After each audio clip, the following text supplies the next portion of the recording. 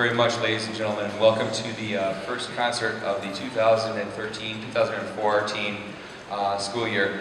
First concert of the Royal Oak Middle School Orchestra, 6th grade, 7th grade, and 8th grade.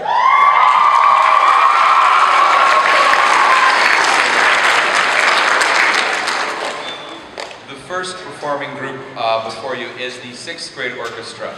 Now, in all fairness, I should tell you that if you've read the program, it says something about how this is a demonstration performance. And what that translates to roughly is that this is a bit of an infomercial. I want you to know what sort of stuff we do in our classroom. Many different things, and it's all in the name of furthering their musical education, obviously. Among the things that we have done is, well, we've not just taught how to make sound with the instruments, but how to read the notes. These are two vastly different things. It may seem very related, but they are not. If you think about your average child, infant, 1 year, 2 years old, maybe, and you think about, what they are capable of doing. They can say words. They can say juice, or they can say ball, or they can say up, and they have these basic sounds, these linguistic, building blocks. But you don't ask them to spell these things, Juice, that's very good, J-U-I-C-E. And when you can spell that, you'll get a drink. No, the child would starve to death. So keep in mind, learning how to make the sounds and learning how to read these things are two vastly different things.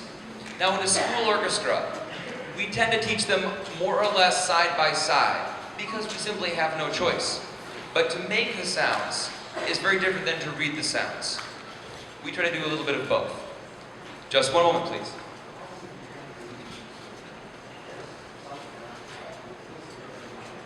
We do an exercise where I ask them to read off of rhythm sheets. And the only thing that they have in front of them is the rhythm. They have to choose the notes themselves, either a D or an F sharp or what have you. And they echo these things back. There are days when I'll play a few notes and I'll have them echo the things back to me. And it's all about using the ears and the fingers, and not so much the reading of the notes.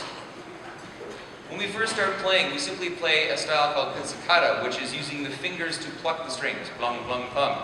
And this is good for starters, but very swiftly we use something called arco, which is Italian for the arch, or the bow.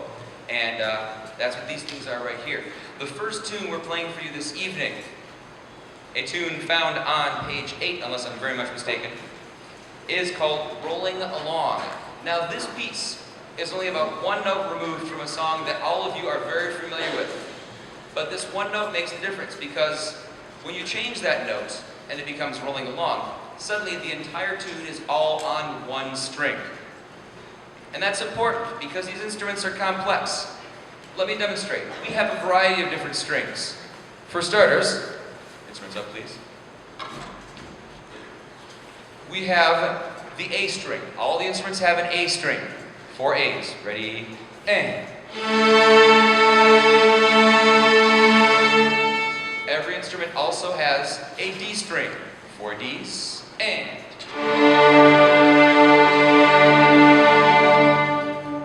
The entire orchestra also has G strings. All of them have the note G. Ready? And. But here's where the commonalities fall apart because these low-range instruments, the cellos and the violas, momentarily violas, hold your instruments up in the air. They look like large versions of violins. They're the alto members of the family. They're a bit lower. The violas and the cellos all have an extra low note called the C string. 4 C's. Ready? And. A low-range note that the violins over here do not have. Violins instead, at the upper end of the spectrum, have an E string. Ready? And.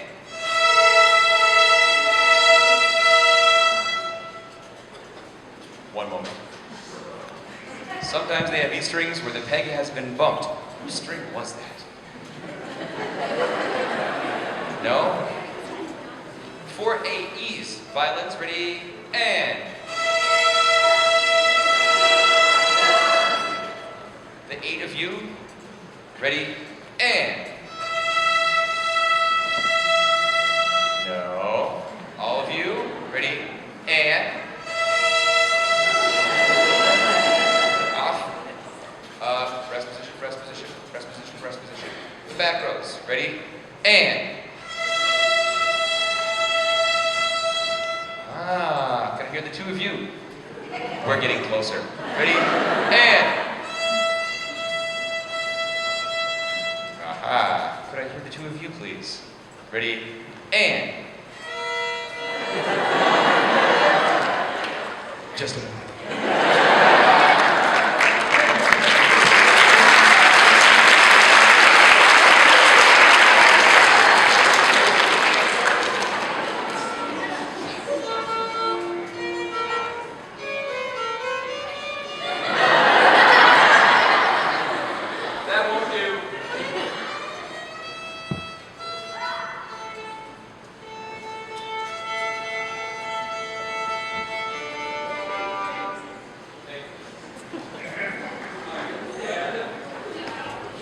And the violins have the E string. Take two. For the ready, and. Thank you very much. So these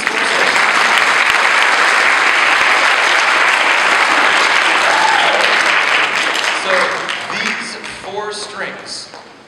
Essentially mean that there are, in a way, 4 instruments on every one of these devices.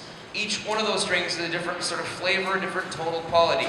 And to learn how to play these, well, you work from, an introductory position of just one string at a time.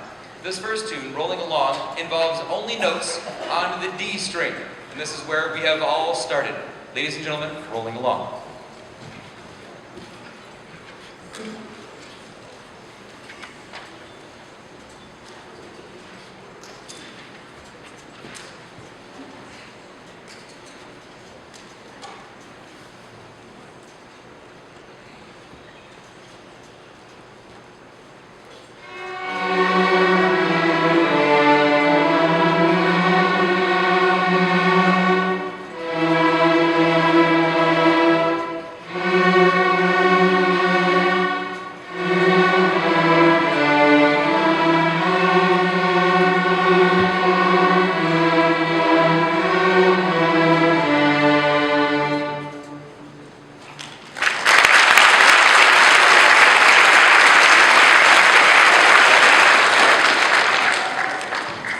So you can tell, it's only one note removed from a song you're already familiar with.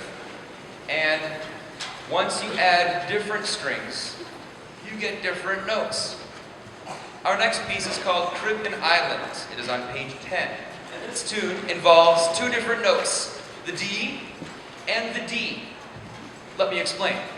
The thing about music is that it doesn't go on forever. You don't have A, B, C, D, E, F, G, H, I, J, K, L sharp. No, it's nothing of the sort. After G, it cycles back again. After those 8 notes, you have what they call the next octave. Oct, 8. Octave, you get the idea. And because of that, after a certain number of notes, you have to start over again. So we have a D on the open D string, no fingers down, and a D on the next string up, the A string. This is a new concept for kids. Many of the people that have started just playing these instruments only 2 months ago. And so here we have Caribbean Island.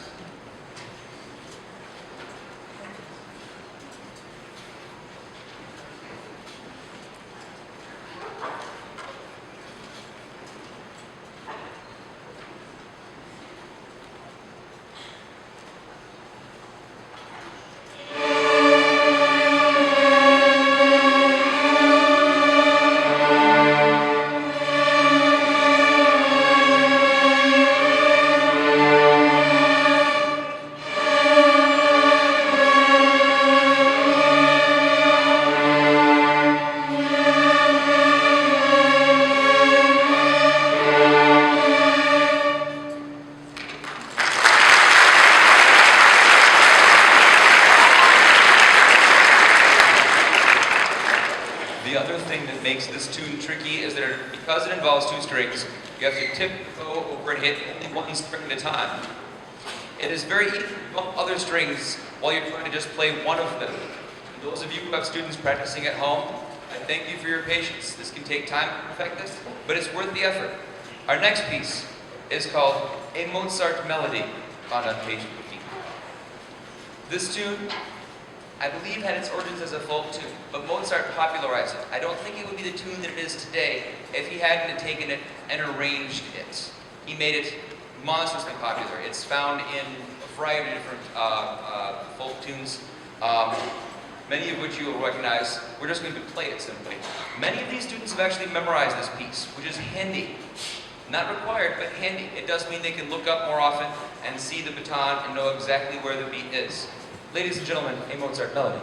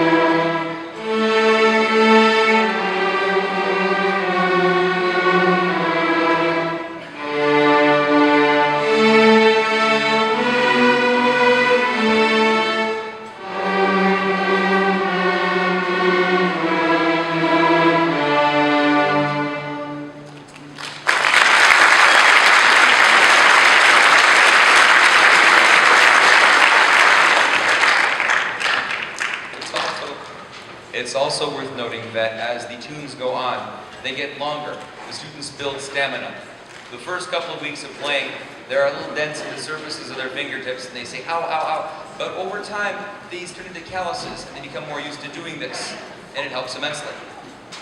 Also worth mentioning is that this particular tune, which you recognized as the Alphabet Song, or Twinkle, or variation on the theme of Ba Ba Black Sheep, is one of the first pieces in the book where there's not a lot of assistance as to what the note is. On the previous pages, inside every little note head, there is a letter. D, F sharp, G, and it tells you, it helps you. It helps you figure out what these notes are. On that page, it's just a little black dot with a stem, and you're on your own. Their ability to read this stuff and not have to filter or translate anymore means they're learning how to read a whole new language. And that's just an accomplishment. Ladies and gentlemen, the next piece is another sort of accomplishment. All these pieces you've heard so far have all been the same rhythm. Each note was one beat. But people don't talk that way, music isn't played that way, people don't sing that way. And the instruments don't always play that way. The piece we're going to play now is with each of these notes, each of these beats, each quarter note divided into half. And for those of you that have been doing fractions in school, you know that if you divide a quarter into two pieces, you get eighths. These are eighth notes, ladies and gentlemen. The piece is called Au clair de la lune, page 20. Ladies and gentlemen.